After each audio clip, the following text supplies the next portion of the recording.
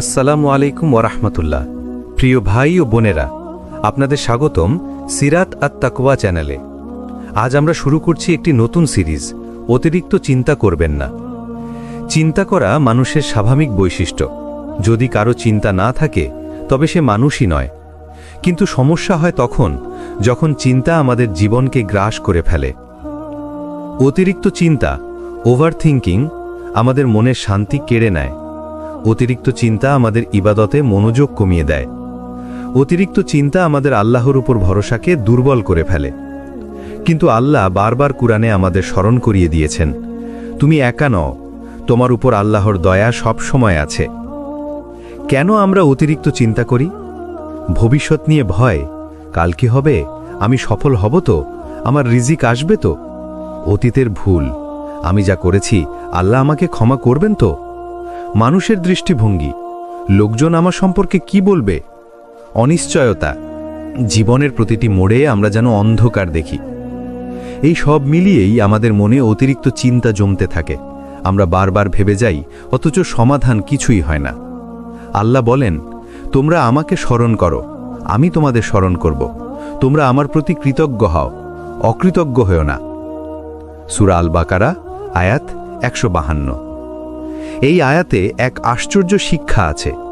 তুমি যত বেশি চিন্তা করবে তত বেশি বিভ্রান্ত হবে, কিন্তু তুমি যদি আল্লাহকে স্মরণ করো, চিন্তার বোঝা হালকা হয়ে যাবে। এক ব্যক্তি রাতে ঘুমোতে পারছিল না। চিন্তায় তার বুক ভারী হয়ে উঠেছিল।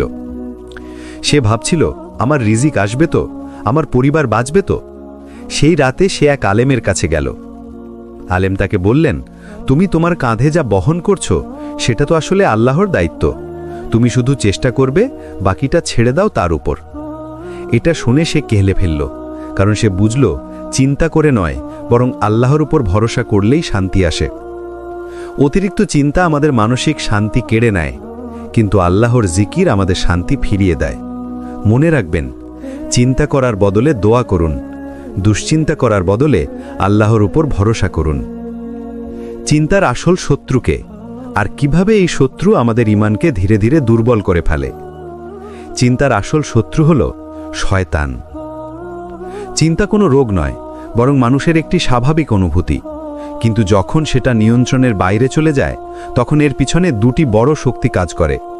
প্রথমত, শয়তান বারবার আমাদের মনে সন্দেহ জাগায়। সে বলে, তুমি তো পারবে না, তুমি তো ব্যর্থ। সে তোমার মনে ভয় ঢুকিয়ে দেয়, তোমার ভবিষ্যৎ অন্ধকার, তোমার রিজিক শেষ হয়ে যাবে। আল্লাহ কুরআনে বলেছেন, শয়তান তোমাদের দারিদ্র্যের ভয় দেখায় এবং অশ্লীলতার দিকে ডাক দেয়, অথচ আল্লাহ তোমাদের প্রতিশ্রুতি দেন ক্ষমা এবং অনুগ্রহের। সূরা আল বাকারা, আয়াত 268। এই আয়াত পরিষ্কার প্রমাণ, অতিরিক্ত চিন্তার পেছনে শয়তান বড় ভূমিকা রাখে। আমাদের ভেতরের দুর্বলতা, ভয়, অনিশ্চয়তা, এইসব মিলিয়েই আমরা নিজেদের অতিরিক্ত চাপের মধ্যে ফেলে দিই। আমরা বারবার নিজেদের প্রশ্ন করি, আমি যদি ব্যর্থ হই, আমি যদি লজ্জিত হই, মানুষ যদি আমাকে খারাপ ভাবে। এগুলো নফসের ফিসফিসানি, যা আমাদের ঈমানকে দুর্বল করে ফেলে। অতিরিক্ত চিন্তা কিভাবে ঈমান দুর্বল করে? সন্দেহ তৈরি করে। মানুষ ভাবে, আল্লাহ হয়তো আমাকে সাহায্য করবেন না। আল্লাহর উপর ভরসা কমায়। আমরা চেষ্টা করার আগে ফলাফল নিয়ে বেশি চিন্তা করি। ইবাদতে মনোযোগ নষ্ট করে। নামাজে দাঁড়ালেও মনের ভিতর ঘুরতে থাকে হাজারো দুশ্চিন্তা। হতাশা সৃষ্টি করে। আমরা বিশ্বাস হারাই, ভাবি কিছুই হবে না। ভাই ও বোনেরা, আল্লাহ কুরআনে বলেছেন, নিশ্চয়ই যারা বলে আমাদের রব আল্লাহ এবং তারপর অটল থাকে, তাদের উপর কোনো ভয় নেই এবং তারা দুঃখিত হবে না। সূরা আহকাফ, আয়াত 13। অর্থাৎ ভয় আর দুশ্চিন্তা কেবল তখনই আসে যখন আমরা আল্লাহর উপর পূর্ণ ভরসা রাখতে পারি না। এক যুবক ছিল যে চাকরি খুঁজছিল অনেক দিন ধরে। কাজ না পেয়ে সে রাতে ঘুমোতে পারত না। সারাদিন শুধু চিন্তা করত। অবশেষে তার শরীর ভেঙে পড়ল। কিন্তু যখন সে এক আলেমের কাছে গিয়ে বলল, আমি শুধু চিন্তা করি, কিছুই পাচ্ছি না, তখন আলেম তাকে বললেন, তুমি কি ভেবেছ চিন্তা তোমাকে রিজিক এনে দেবে? না ভাই, রিজিক আল্লাহর হাতে। তোমার দায়িত্ব চেষ্টা করা, বাকিটা ছেড়ে দাও তার উপর। এরপর থেকে সে যুবক দুশ্চিন্তা কমিয়ে দিল, আল্লাহর উপর ভরসা রাখল, আর খুব শীঘ্রই সে এমন কাজ পেল যা সে কল্পনাও করেনি। এটাই প্রমাণ, চিন্তা নয়, বরং আল্লাহর প্রতি তাওয়াক্কুলই সফলতা আনে। অতিরিক্ত চিন্তার আসল শত্রু হল শয়তান এবং আমাদের নফস। তারা দুজন মিলে আমাদের ঈমান দুর্বল করতে চায়। তারা চায় আমরা আল্লাহর উপর ভরসা হারাই। কিন্তু মনে রাখবেন, যে আল্লাহকে শক্তভাবে আঁকড়ে ধরে তার কোনো দুশ্চিন্তা থাকতে পারে না। কিভাবে অতিরিক্ত চিন্তা আমাদের শরীর, মন আর আত্মাকে ভেঙে ফেলে, আর আল্লাহ কিভাবে এর সমাধান দিয়েছেন। যখন তুমি অতিরিক্ত চিন্তা করো তখন শরীরের ভিতরে নানান পরিবর্তন ঘটে। হৃদস্পন্দন বেড়ে যায়, মনে হয় যেন বুক ফেটে যাবে। ঘুম নষ্ট হয়, সারা রাত চোখের পাতা এক হয় না। ক্ষুধা কমে যায়, খাবারের প্রতি আগ্রহ হারিয়ে ফেলে। রোগ প্রতিরোধ ক্ষমতা কমে যায়, শরীর সহজে অসুস্থ হয়ে পড়ে। আধুনিক চিকিৎসা বিজ্ঞানও বলে অতিরিক্ত চিন্তা করলে শরীরে কার্টিসল নামের একটি স্ট্রেস হরমোন বেড়ে যায়, যা ধীরে ধীরে শরীরকে ভিতর থেকে দুর্বল করে ফেলে। অতিরিক্ত চিন্তার প্রভাব সবচেয়ে বেশি পড়ে মনের ওপর। অস্থিরতা তৈরি হয়, মন শান্তি খুঁজে পায় না। আত্মবিশ্বাস ভেঙে যায়, মনে হয় আমি পারবো না। একাগ্রতা নষ্ট হয়, পড়াশোনা বা কাজে মন বসে না। হতাশা তৈরি হয়, মনে হয় সব শেষ হয়ে গেছে। আল্লাহ কুরআনে আমাদের সতর্ক করে বলেছেন, শয়তান তোমাদের দুঃখিত করতে চায়। সূরা মুজাদিলা আয়াত 10।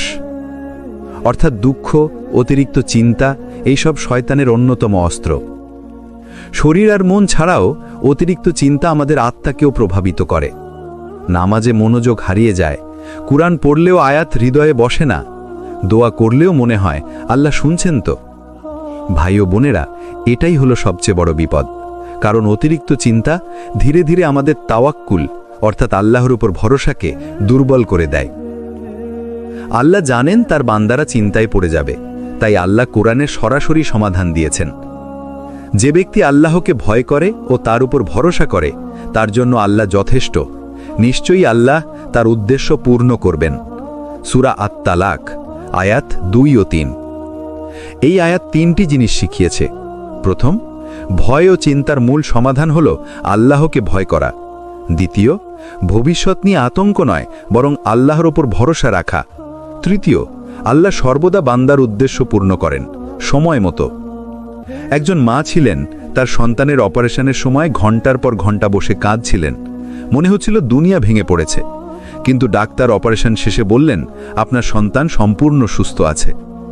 সেই মা পরে বলেছিলেন, আমি এত চিন্তা করে নিজের শরীর আর মন নষ্ট করেছি, অথচ আল্লাহ তো আমার সন্তানের হেফাজত করেই রেখেছিলেন। এটাই শিক্ষা। আমরা দুশ্চিন্তায় ডুবে থাকি, অথচ আল্লাহর রহমত সব সময় আমাদের ঘিরে রাখে।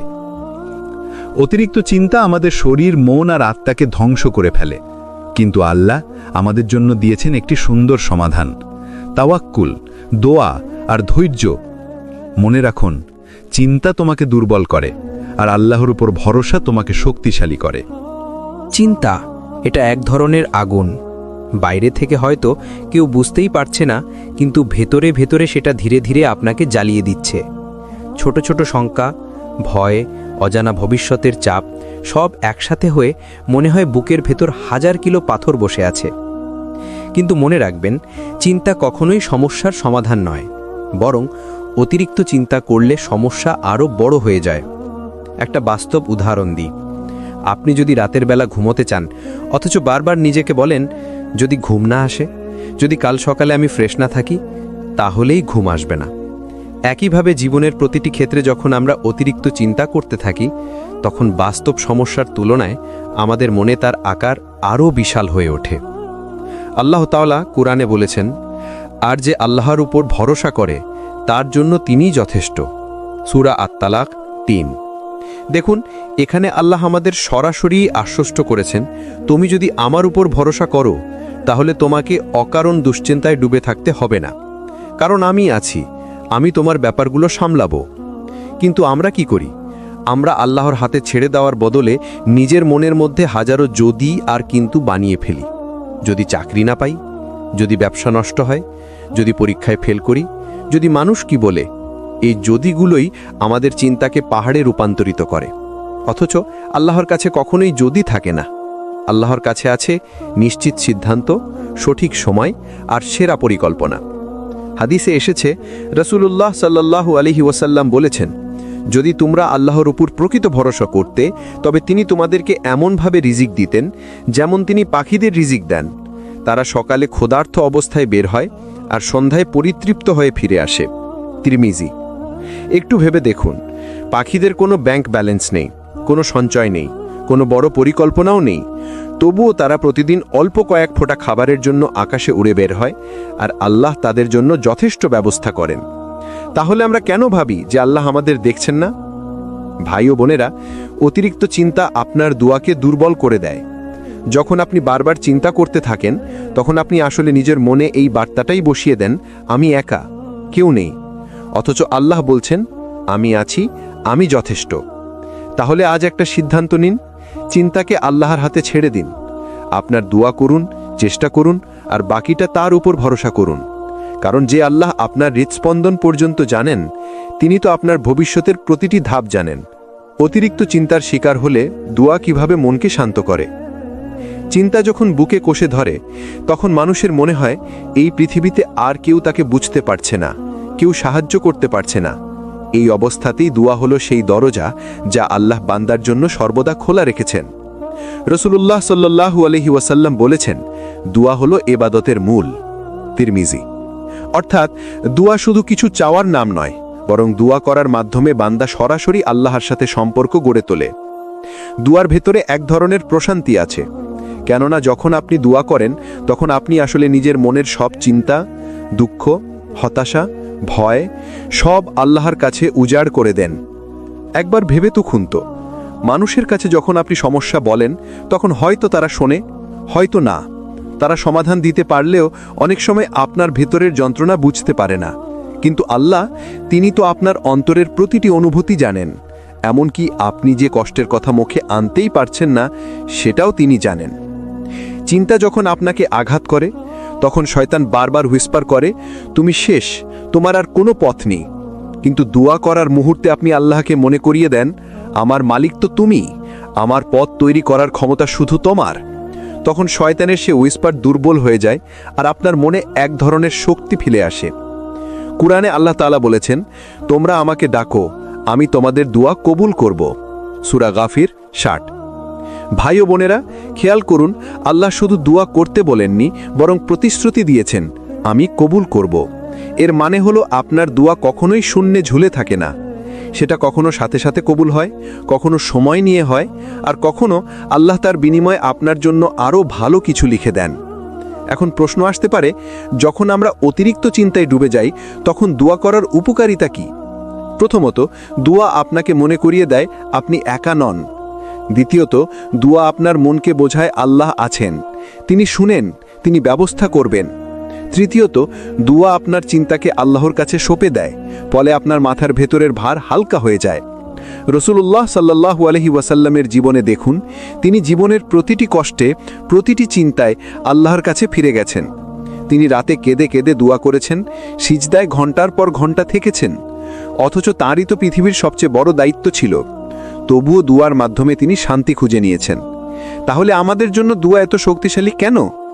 কারণ দোয়া হলো আল্লাহর সাথে যোগাযোগের সেই তার যা কখনো বিচ্ছিন্ন হয় না। আজ থেকে একটা অভ্যেস তৈরি করুন, যখনই অতিরিক্ত চিন্তা আসবে তখন বিষে কেবল কয়েকটি কথা বলবেন, হে আল্লাহ, আমি তোমার বান্দা, আমি অসহায়, আমি কিছুই পারি না, তুমি ছাড়া আমার কোনো আশ্রয় নেই। এভাবেই দুয়ার ভেতরে ভরে দিন আপনার সব চিন্তা।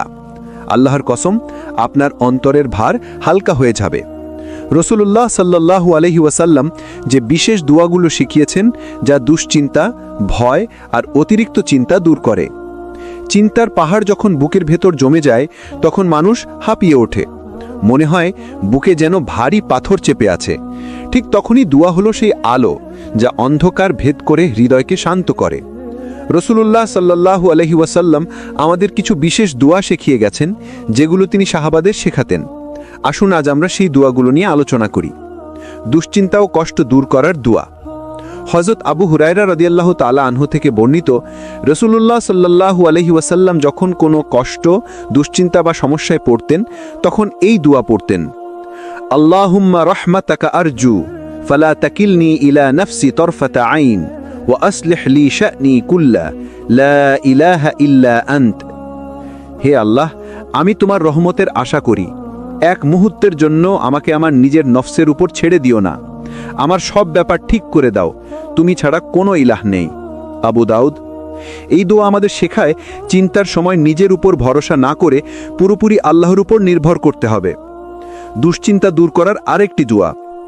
রসুলুল্লাহ সাল্লাল্লাহু আলাইহি ওয়াসাল্লাম বলেছেন, যে ব্যক্তি চিন্তা, ভয়, দুঃখে পড়ে নিচের দোয়াটি পড়বে, আল্লাহ তার দুশ্চিন্তা দূর করবেন এবং তার পরিবর্তে তাকে প্রশান্তি দান করবেন। আল্লাহুম্মা ইন্নী আউযু বিকা মিনাল হাম্মি ওয়াল হাযান ওয়া আউযু বিকা মিনাল আজজি ওয়াল কাসাল ওয়া আউযু বিকা মিনাল জুবনি ওয়াল বুখল ওয়া আউযু বিকা মিন গলাবাতিদ দাইনি ওয়া কাহরির রিজাল। হে আল্লাহ, আমি তোমার কাছে আশ্রয় চাই দুশ্চিন্তা এবং দুঃখ থেকে। আমি তোমার কাছে আশ্রয় চাই অক্ষমতা এবং আলস্য থেকে। আমি তোমার কাছে আশ্রয় চাই ভীরুতা এবং কৃপণতা থেকে। আমি তোমার কাছে আশ্রয় চাই ঋণের ভার এবং মানুষের দমন পীড়ন থেকে। বুখারী, মুসলিম। খেয়াল করুন, এই দোয়ায় শুধু মানসিক কষ্টই নয়, বরং দুনিয়ার অনেক সমস্যা থেকে আশ্রয় চাওয়া হয়েছে, কারণ আল্লাহ ছাড়া কেউ এসব থেকে মুক্ত করতে পারে না। হতাশার মুহূর্তের দোয়া। হাদিসে এসেছে, যে ব্যক্তি দুশ্চিন্তায় পড়ে আল্লাহকে ডাকবে এইভাবে, লা ইলাহা ইল্লা আনতা সুবহানাকা ইন্নী কুনতু মিনাজ যালিমিন। তুমি ছাড়া কোনো উপাস্য নেই, তুমি পবিত্র, আমি তো সত্যিই জালেমদের অন্তর্ভুক্ত। সূরা আম্বিয়া 87। এই দোয়াটি ইউনুস আলাইহিস সালাম মাছের পেটের অন্ধকারে পড়েছিলেন। সেই অন্ধকার থেকে আল্লাহ তাকে মুক্ত করেছিলেন। আর রসুল বলেছেন, যে মুসলিম ভাই বা বোন এই দোয়াটি তার দুশ্চিন্তার সময়ে পড়বে, আল্লাহ তার মুক্তির দরজা খুলে দেবেন। সাহাবারা যখন কষ্টে পড়তেন, তখন তারা এই দোয়াগুলোকে আশ্রয়ের হিসেবে ব্যবহার করতেন। তারা জানতেন, মানুষের কাছে অভিযোগ করলে সমস্যা কমবে না, বরং আল্লাহর কাছে কান্না করলে আল্লাহ সে সমস্যা দূর করবেন অথবা অন্তরে শান্তি দিবেন। ভাই ও বোনেরা, দুয়ার মানে শুধু মুখে আরবি পড়া নয়। দুয়ার মানে হলো আল্লাহর সামনে হৃদয় উজাড় করে দেওয়া। যখন অতিরিক্ত চিন্তা আপনাকে গিলে খাচ্ছে, তখন একান্তে বসে আল্লাহর সাথে এই দোয়াগুলো পড়ুন। একবার নয়, বরং বারবার, অবিরত। কারণ আল্লাহ দেরি করলেও তিনি কখনো ভুলে যান না, আর যখন তিনি কবুল করেন, তখন সেটি আপনার চিন্তার চেয়েও বড় আশীর্বাদ হয়ে আসে। আমরা সাধারণত মনে করি চিন্তা মানেই কষ্ট, হতাশা, ভেঙে পড়া। কিন্তু কোরআন ও হাদিস আমাদের শেখায়, আল্লাহ যখন বান্দাকে কোনো দুশ্চিন্তা, ভয় বা মানসিক চাপের মধ্যে রাখেন, সেটার ভেতরেও থাকে রহমত। আল্লাহ বলেন, অবশ্যই আমি তোমাদেরকে পরীক্ষা করব কিছু ভয়, ক্ষুধা, ধনসম্পদ, জীবন ও ফসলের ক্ষতির মাধ্যমে, আর ধৈর্যশীলদের সুসংবাদ দাও। সূরা বাকারা 155। এই আয়াতে আল্লাহ স্পষ্ট করে বলেছেন, চিন্তা, ভয়, ক্ষতি এসব হবে, কিন্তু এগুলো ধ্বংস করার জন্য নয়, বরং ধৈর্যের পরীক্ষা নেওয়ার জন্য। আর ধৈর্য ধরলে আল্লাহর রহমত নেমে আসে। চিন্তা আপনাকে আল্লাহর দিকে ঠেলে দেয়। অনেক সময় মানুষ সুখে থাকলে আল্লাহকে ভুলে যায়, নামাজ ফসকায়, দোয়া কমে যায়, তাওবা দূরে সরে যায়। কিন্তু যখন কোনো চিন্তা আসে, তখন সেই মানুষটি আবার সিজদায় ফিরে আসে, আবার কেঁদে কেঁদে আল্লাহকে ডাকে, আবার রাত জেগে দোয়া করে। তাই চিন্তা অনেক সময় আল্লাহর বিশেষ রহমত, যা বান্দাকে আবার তার কাছে ফিরিয়ে আনে। দেখুন, ইয়াকুব আলাইহিস সালাম তার ছেলেদের হারিয়ে কত চিন্তায় কেটেছেন। চোখের দৃষ্টি চলে গিয়েছিল কান্না করতে করতে, কিন্তু সেই দুশ্চিন্তাই তাকে আল্লাহর কাছে আরো বেশি করে ফিরিয়ে নিয়ে গিয়েছিল। শেষ পর্যন্ত আল্লাহ তার সব সন্তানকেই ফিরিয়ে দিলেন। ইব্রাহিম আলাইহিস সালাম যখন আগুনে ফেলা হলো, তখন তার দুশ্চিন্তা ছিল নাকি? অবশ্যই ছিল, কিন্তু তিনি পুরো ভরসা দিলেন আল্লাহর কাছে, আর আল্লাহ সে আগুনকে ঠান্ডা করে দিলেন। মুহাম্মদ সাল্লাল্লাহু আলাইহি ওয়াসাল্লাম যখন হিজরতের সময় গুহায় ছিলেন, তখন আবু বকর রাদিয়াল্লাহু চিন্তিত হয়ে পড়েছিলেন, কিন্তু রাসূল সাল্লাল্লাহু আলাইহি ওয়াসাল্লাম তাকে বললেন, চিন্তা করো না, আল্লাহ আমাদের সাথে আছেন। সূরা তওবা 40। খেয়াল করুন, এখানেই রহমতের দরজা খুলেছিল, কারণ আল্লাহর সাহায্য ঠিক সেই মুহূর্তেই নেমে এসেছিল। মনোবিজ্ঞানের ভাষায়ও বলা হয়, যখন মানুষ কোনো চাপের মধ্য দিয়ে যায়, তখন তার ভেতরে নতুন ধৈর্য, নতুন শক্তি তৈরি হয়। কোরআন ও হাদিস এই কথাকেই আরও গভীরভাবে বলে। চিন্তা আপনাকে মনে করিয়ে দেয়, তুমি দুর্বল, কিন্তু আল্লাহ শক্তিশালী। একজন মানুষ দুশ্চিন্তায় ভেঙে পড়েছিলেন। তার ব্যবসা ধ্বংস হয়ে যায়, ঋণের বোঝা মাথায় চেপে বসে, প্রতিদিন তিনি চিন্তায় রাতে ঘুমাতে পারতেন না। একদিন তিনি মসজিদে গিয়ে কেঁদে কেঁদে আল্লাহর কাছে বললেন, হে আল্লাহ, আমি হেরে গেছি, আমি পারছি না, এখন সব তোমার হাতে। কিছুদিন পর আল্লাহ তার জন্য নতুন দরজা খুলে দিলেন, অন্য জায়গায় কাজ শুরু হলো, ধীরে ধীরে ঋণও শোধ হলো। তিনি পরে বলেছিলেন, সেই ভয়ঙ্কর চিন্তায় আমাকে আল্লাহর দিকে ফিরিয়ে নিয়ে গিয়েছিল।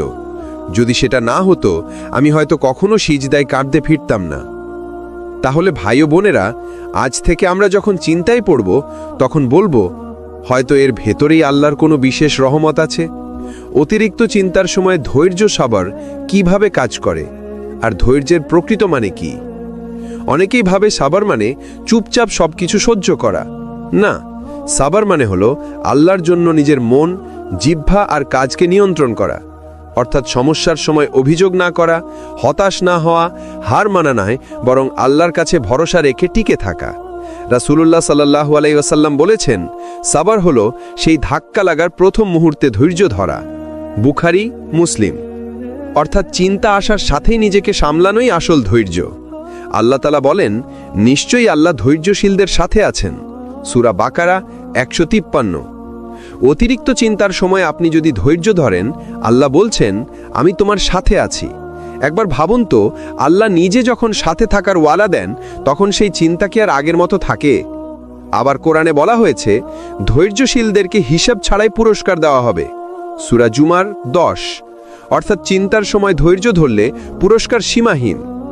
ইয়াকুব আলাইহিসসালাম যখন সন্তান হারালেন, তিনি বললেন, আমি তো সুন্দর ধৈর্য অবলম্বন করব।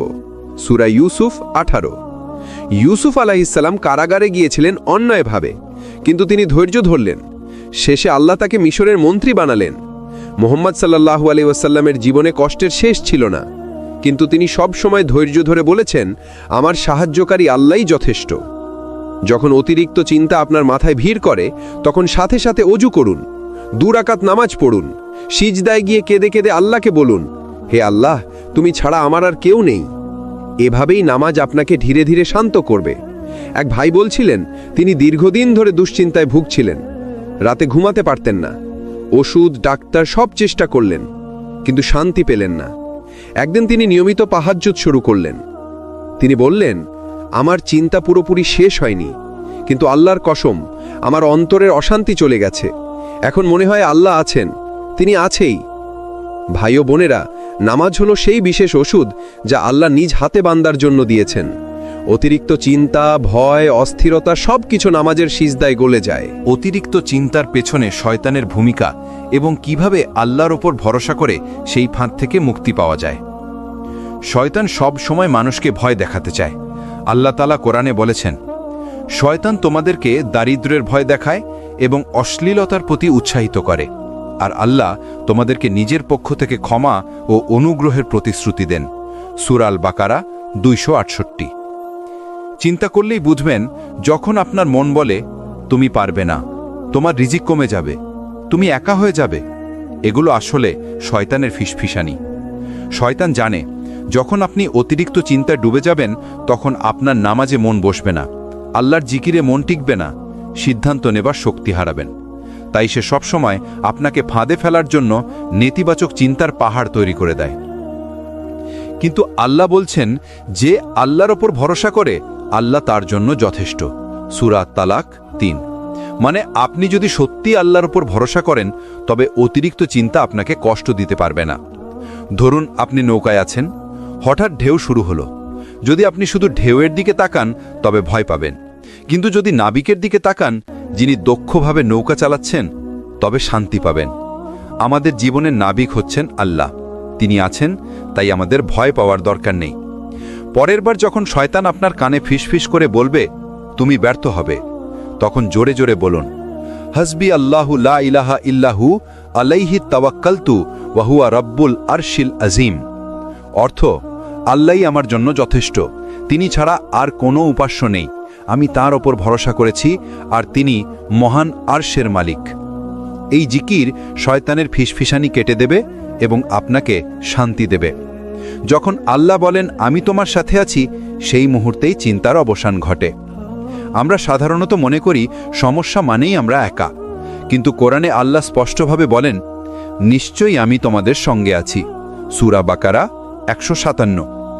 বুঝুন, আল্লাহর সঙ্গে থাকা মানে কেবল শারীরিক বা দৃশ্যমান সহায়তা নয়, বরং মানসিক ও আত্মিক সহায়তা।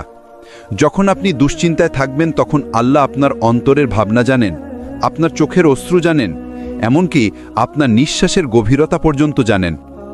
ইব্রাহিম আলাইহিসসালাম আগুনে ফেলার সময় তিনি এক মতন ভয় পাননি, কারণ আল্লাহর সহায়তা তার সঙ্গে ছিল। মুসা আলাইহিসসালাম যখন ফরাসি সৈন্যদের থেকে পালাচ্ছিলেন তখন তিনি ভীত হলেও জানতেন আল্লাহ তার সঙ্গে আছেন। ইউসুফ আলাইহিসসালাম কারাগারে আটক থাকলেও মনে ভরসা রাখতেন, কারণ আল্লাহ তার সঙ্গে ছিলেন। এই সব উদাহরণ আমাদের শেখায় যে চিন্তা আসলে আমাদের আল্লাহর স্মরণ করিয়ে দেয়। যখন আপনি মনে মনে আল্লাহকে মনে করেন, বলেন, হে আল্লাহ, আমি একা নই, তুমি আছো, তাহলেই মানসিক চাপ কমে যায়। মনে হয় সব ভার হালকা হয়ে গেছে, সব সমস্যা সামলানো সম্ভব। প্রতিদিন অন্তত 5 মিনিট বসে আল্লাহর সঙ্গে নিজের কথা বলুন। দুশ্চিন্তার মুহূর্তে আল্লাহর নাম উচ্চারণ করুন। মনে করুন আপনি একা নন, আল্লাহ আপনার সঙ্গে আছেন। এই অভ্যেস ধীরে ধীরে অতিরিক্ত চিন্তা দূর করবে। এক ভাই বলছিলেন তিনি চাকরির কারণে খুব দুশ্চিন্তায় ছিলেন। রাতে কেঁদে কেঁদে আল্লাহর কাছে বললেন, হে আল্লাহ, তুমি ছাড়া আর কেউ নেই। পরের দিনই সমস্যার সমাধান শুরু হলো। তিনি বললেন, যখন আমি আল্লাহর সঙ্গে নিজেকে যুক্ত করলাম, আমার মনে শান্তি নেমে এলো। চিন্তা তখন আর ক্ষমতা পেল না। অতিরিক্ত চিন্তা কমানোর চূড়ান্ত পথ হল আল্লাহর ওপর ভরসা, তাওয়াক্কুল এবং ধৈর্যের সাবরের মিলন। চিন্তা আর তাওয়াক্কুলের সম্পর্ক। অনেক সময় আমরা চিন্তা করি কি হবে, কিভাবে হবে, কে সাহায্য করবে। কিন্তু আল্লাহ বলেছেন, যে ব্যক্তি আল্লাহর ওপর ভরসা করে আল্লাহ তার জন্য যথেষ্ট। সূরা আত-তালাক 3। অর্থাৎ যত বেশি আমরা চিন্তা করি আল্লাহর ওপর ভরসা কম হয়, কিন্তু যখন ভরসা করি চিন্তা দূর হয়ে যায়। তাওয়াক্কুল মানে হলো আল্লাহর পরিকল্পনার ওপর সম্পূর্ণ বিশ্বাস। এতে আমরা জানি আমাদের জীবন, আমাদের রিজিক, আমাদের সমস্ত পরিস্থিতি আল্লাহর হাতে। ধৈর্য মানে হলো চিন্তার মুহূর্তেও স্থির থাকা। তাওয়াক্কুল মানে হলো আল্লাহর সাহায্যে বিশ্বাস রাখা। যখন এই দুটো মিলিয়ে কাজ করে তখন অতিরিক্ত চিন্তা কমে যায়, অস্থিরতা ও ভয় দূর হয়, হৃদয় শান্ত হয়। এক সাহাবী দীর্ঘদিন দুশ্চিন্তায় ছিলেন। তার ব্যবসা ব্যর্থ হলো, পরিবার চিন্তিত, কিন্তু তিনি সব সময় বলতেন, আমার চেষ্টা আছে, আমার নামাজ আছে এবং আল্লাহ আমার সঙ্গে আছেন। আল্লাহ তার জন্য এমন রাস্তা খুলে দিল যা তিনি কল্পনাও করতে পারেননি। দেখুন, ধৈর্য এবং তাওয়াক্কুলের মাধ্যমে অতিরিক্ত চিন্তা এক শক্তি হিসাবে পরিবর্তিত হলো, যা জীবনে আশীর্বাদ নিয়ে আসে। প্রতিদিনের শুরু আল্লাহর ওপর ভরসা দিয়ে শুরু করুন।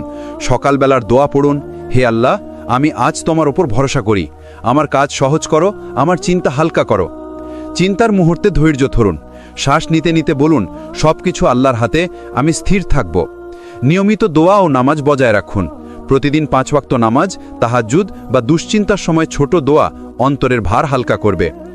অতি ব্যস্ত হলে শয়তানের ফিসফিসানি প্রতিহত করুন। মনে মনে বলুন, হাসবি আল্লাহ, লা ইলাহা ইল্লাহু। ভাই ও বোনেরা, মনে রাখুন, চিন্তা আমাদের নাশ করতে পারে না যদি আমরা ধৈর্য ধরতে জানি, আল্লাহর উপর ভরসা করি এবং দোয়া করি। অতিরিক্ত চিন্তা আসলে একটি সংকেত আল্লাহ আপনাকে ফিরে দেখতে চাচ্ছেন, আপনাকে তার কাছে নিয়ে যেতে চাচ্ছেন। আপনার চিন্তার ভিতরেই আল্লাহর রহমতের দরজা লুকানো আছে। শুধুমাত্র ধৈর্য ধরুন, ভরসা রাখুন এবং নামাজ, দোয়া এবং কোরআনের মাধ্যমে আল্লাহর সঙ্গে সংযোগ বজায় রাখুন। চিন্তার শেষ কথা, জীবনের ছোট ছোট মুহূর্তেই আল্লাহর সাথে শান্তি খুঁজে পাওয়ার উপায়। জীবন হলো আল্লাহর দান। চিন্তা যখন আমাদের কাছে অজস্র পাহাড়ের মতো দেখায়, তখন মনে রাখতে হবে এই জীবন আল্লাহর পক্ষ থেকে একটি দান। হয়তো কিছু মুহূর্তে আমরা হতাশ হয়ে পড়ি, হতাশার কুয়ায় ডুবে যাই, কিন্তু মনে রাখবেন, প্রত্যেক দুশ্চিন্তার ভেতরেই লুকানো আছে আল্লাহর শিক্ষা, আল্লাহর রহমত এবং আল্লাহর দিকে ফিরিয়ে আনার পথ। ছোট ছোট মুহূর্তে শান্তি খুঁজুন। সকালের প্রথম নিঃশ্বাস আল্লাহর স্মরণে কাটান। 2 রাকাত নামাজ বা দোয়া পড়ুন যখন চিন্তা জড়িয়ে ধরে। প্রকৃতির মধ্যে হাঁটুন এবং আল্লাহর সৃষ্টি চিন্তা করুন। হাসি মুখে কাউকে সাহায্য করুন বা ছোট্ট দান করুন। এগুলো হলো ছোট ছোট মুহূর্ত যেখানে চিন্তা কমে যায় এবং অন্তর শান্ত হয়। নিশ্চয়ই মনে রাখবেন, আপনি একা নন, আল্লাহ সব সময় আপনার পাশে আছেন। যখন আপনি আপনার চিন্তা, ভয়, অস্থিরতা আল্লাহর হাতে তুলে দেবেন, তখন অবিশ্বাস ও শান্তি আপনার হৃদয়ে ভরে দেবে। রাসূলুল্লাহ সাল্লাল্লাহু আলাইহি ওয়াসাল্লাম বলেছেন, আল্লাহ বান্দার দিকে তাকান আর বলেন, আমি তোমার জন্য যথেষ্ট, আমি তোমার কষ্ট হালকা করব। ভাই ও বোনেরা, আজ থেকে যখনই অতিরিক্ত চিন্তা আপনার মনে চাপ দেবে, তখন বলুন, আল্লাহ আমার সঙ্গে আছেন, আমি ধৈর্য ধরব, আমি তার ওপর ভরসা রাখব, আমি শান্তি খুঁজব। এইভাবেই আপনি চিন্তার উপর বিজয় অর্জন করবেন এবং প্রতিদিনের জীবনকে আল্লাহর রহমতে পরিপূর্ণ করে তুলবেন। এই ভিডিও যদি আপনাদের ভালো লেগে থাকে তাহলে লাইক দিন, শেয়ার করুন এবং সাবস্ক্রাইব করতে ভুলবেন না। সিরাত আত তাকওয়া আপনাদের সঙ্গে থাকবে প্রতিটি ধাপে আল্লাহর পথে হেদায়েত পাওয়ার জন্য।